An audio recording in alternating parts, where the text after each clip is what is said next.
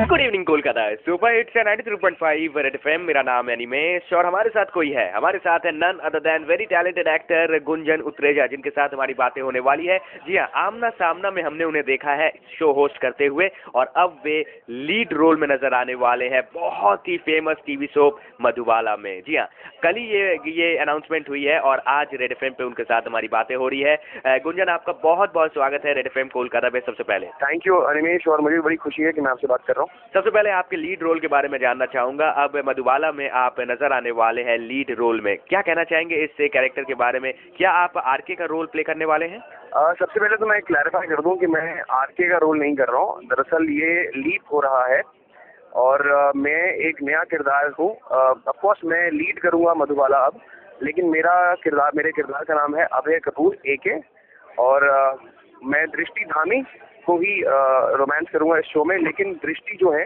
वो मधुबाला और आरके की बेटी है, जिनके साथ मेरी पेयरिंग है। तो टेक्निकली ये कैरेक्टर्स है। ओके, तो ये अचानक से कैसे हुआ कि आपको जब ये रोल के बारे में ऑफर दिया गया तो आपके दिमाग में क्या चल रहा था? क्योंकि मधुबाला ने एक अच्छा एक जगह बना लिया है, लोगों को काफी पसंद आ रही है ये टीवी शो। देखिए, ये जो शो है ये हिंदुस्तान के मोस्ट टॉक्ड अबाउट शोज में से एक है।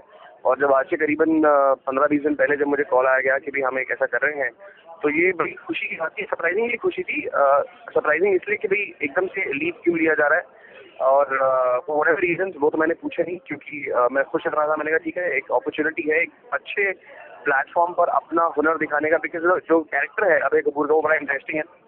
So I was like, of course, why not? I would test for it. और पिछले 15 से 20 दिन में मैंने कुछ 5 बार टेस्ट किया। वो बहुत हम अलग अलग सीन्स कर रहे थे बार बार, और फिर फाइनली कल रात को ये न्यूज़ ब्रेक की गई कि भाई आप कर रहे हैं। और सबसे पहले किसी रेडियो चैनल पे अगर बातें हो रही है तो सिर्फ और सिर्फ रेड एफएम कोलकाता पे बातें हो रही है। जानना चाहूंगा, आमना सामना में हमने आपको देखा है, काफी अच्छी एंकरिंग आप करते हुए नजर आ रहे हैं, काफी अच्छे से आपने एंकरिंग की है। तो ये आमना सामना से लेके अभी तक का सफर कैसा रहा, क्या क्या हुआ लाइफ में, अगर कुछ शेयर करें हमारे साथ? यार, ये बहुत इंटरेस्टिंग सफर था। इनफैक्ट मैं आपको बताऊं, मैं अपनी जिंदगी में बड़ा खुराफाती किस्म का इंसान हूँ। मैं बहुत हंसी मजाक करता हूँ, बहुत मस्ती करता हूँ।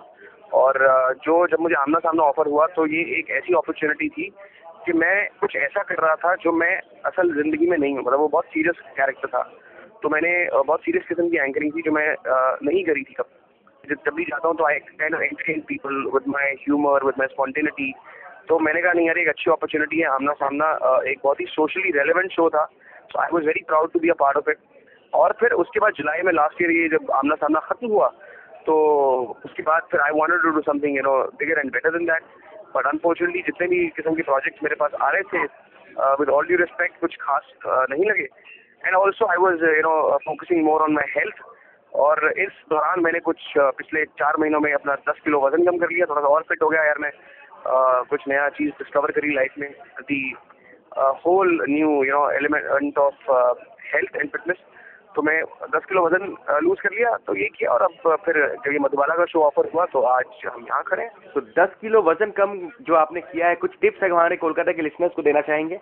यार, एक तो सबसे पहले मैंने ये सीखा है कि बिना मेहनत के कुछ नहीं मिलता है। ये डाइट वाइट तो सब चलती रहती है, which is very important, but equally important है कि आप सही ट्रेनर के अंडर ट्रेनिंग लें। तो if I have to say something, वो ये है कि आप एक प्रोफेशनल के अंडर ही, मैंने प्रोफेशनल ट्रेनर को हायर किया कि अंडर ही ट्रेन करें।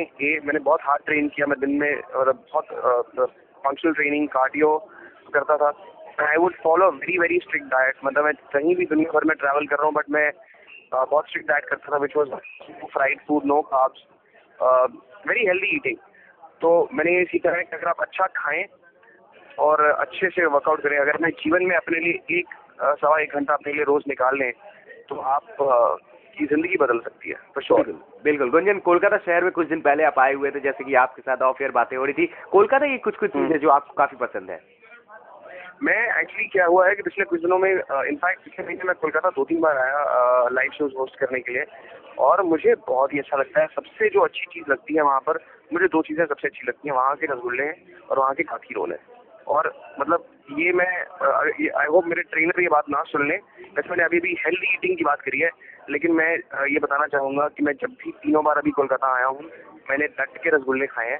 और मैंने डट के काफी रोल भी खाया है। कोलकाता की जब बातें कर रहे हैं तो आने वाले दिनों में हम कुछ फ्यूचर प्रोजेक्ट्स लेकर भी बातें करेंगे, क्योंकि अब मुझे पता है कि आप मधुबाला लेकर काफी ज्यादा बिजी हो जाएंगे। क्या क्या सोच रखा है, क्योंकि आपने हर तरह के रोल कर लिए हैं, आप एंकरिंग में आपको सबसे ऊपर आपका नाम आता है, आप टीवी शो भी अब कर रहे हैं, आगे क्या सोच रखा है? To be very, it's so sweet of you when you say such great things, but मैं ना एक्चुअली बहुत आगे की नहीं सोचता हूँ। मैं लाइफ में ना प्रेजेंट में जीता हूँ। ये मेरी फिलॉसफी है। मैं ये नहीं प्लान करता कि ये होगा, ऐसा होगा, वैसा होगा। मेरा एक ही थंब रूल है लाइफ का, मेरी एक ही फिलॉसफी है, बी हैप्पी बी ब्लेस्ड। तो मैं खुश रहने की कोशिश करता हूँ आज में। और मैंने एक चीज़ सीखी है कि I only and only want to entertain. मतलब मैं ये कोशिश करता हूँ कि मेरे जितने भी मेरे फैंस हैं, जितने भी वो लोग हैं जो मुझे चाहे लाइव शोज में देखते हैं या टेलीविजन में देखते हैं, उनको मैं एंटरटेन कर सकूं। तो मुझे लग रहा है कि ये मेरे लिए एक इतनी अच्छी अपॉर्चुनिटी है अब कि मैं एक इतने बेहतरीन सीरियल को, जो कि आरके के किरदार ने और मधुबाला के किरदार ने एक नए मुकाम तक लेके गए, अब ये जिम्मेदारी जो है ये मेरे कंधों पे और दृष्टि के कंधों पे डाल दी गई है कि हम इसे एक नए मुकाम तक लेके जाएं। बिल्कुल। और मैं अपनी, जैसे कि कहता हूँ कि 100% डाल दूंगा इसमें, अपने फैंस को डिसअपॉइंट ना कर पाऊँ, इसलिए।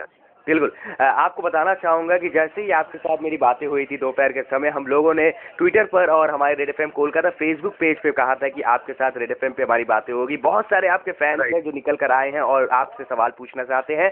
आमना सामना बोला तो अब अनिमेश का आमना सामना होने वाला है गुंजन के साथ। तो इनका नाम मैं बताना चाहूँगा, संजुक्ता है इनका नाम। इन्होंने एक सवाल पूछा है कि अचानक से अगर गुंजन एक दिन सुबह उठते हैं और देखते हैं कि वो लड़का नहीं है, पुरुष नहीं है, नारी बन गए हैं, तो किसके साथ वो डेट करना चाहेंगे? हो, क्या बात है, क्या बात है। अगर ऐसा हुआ तो मैं सबसे पहले रणबीर कपूर के साथ आप डेट करना चाहेंगे? ओके, क्या बात है। रणबीर कपूर। वैसे आप कौन सा गाना सबसे ज्यादा गुनगुनाते हैं? अगर आप बाथरूम सिंगर हैं या फिर जब आप बाथरूम पे रहते हैं, तो कौन सा गाना आपके दिमाग में रहता है? बहुत सारे गाने मेरे दिमाग में रहते हैं। मैं बाथरूम में वैसे सीधा गा ही लेता हूँ, तो मतलब इतना बुरा नहीं हो यार। लेकिन हाँ, बहुत सारे गाने मेरे जहन में रहते हैं, कुछ लेटेस्ट कुछ पुराने। लेकिन एक मुझे बहुत बेहतरीन गाना लगता है आतिफ असलम का बेइंतहा, जो रिसेंट है, बहुत पॉपुलर सॉन्ग है।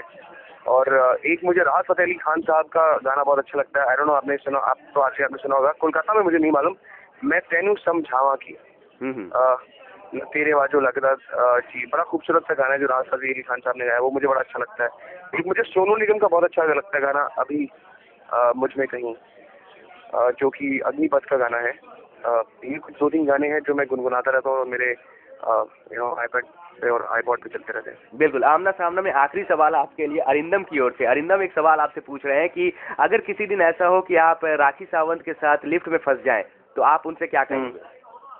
देखिए, मैं उनसे ये कहूँगा कि भाई, मैं उनकी तहे दिल से तारीफ करना चाहूँगा कि बिना टैलेंट के और बिना हुस्न के उन्होंने बहुत कुछ अचीव कर लिया है। बहुत मतलब ये एक अपने आप में एक बहुत बड़ा आर्ट है। क्या बात है गुंजन। करीब 40 लाख लोग आपकी आवाज इस वक्त रेड एफएम पे सुन रहे हैं, उन सभी से जाते जाते क्या कहना चाहेंगे? मैं सिर्फ यही कहना चाहूँगा कि मुझे बड़ी खुशी है कि मैं मधुबाला कर रहा हूँ, लीड कर रहा हूँ। अब आरके को रिप्लेस नहीं किया है, बल्कि एक नया किरदार है जो लीड कर रहा है। मैं सबसे बहुत बहुत धन्यवाद करना चाहूँगा कि उन्होंने अब तक मुझे जितना सपोर्ट किया है, प्यार किया है, और मैं यही उम्मीद करता हूँ कि आप आगे भी अपना सपोर्ट और प्यार बनाए रखेंगे और मधुबाला देखते रहेंगे। बिल्कुल। Thank you so much Gunjan, red FM को समय देने के लिए। बहुत अच्छा लगा आपसे बातें करके। हम चाहेंगे कि ये जो लीड कैरेक्टर है काफी अच्छा हो, लोगों को पसंद आए और आप इसी तरह एंटरटेन हम सबको करते रहे। Thank you so much sir. Thank you dear, thank you have a good day, bye. Well, ये आवाज थी none other than actor Gunjan Utreja की, जिनके साथ हमारी रेड एफएम पे बातें हो रही थी। मधुबाला में अब लीड रोल में नजर आने वाले हैं हमारे अपने गुंजन। 93.5 रेड एफएम बजाते रहो।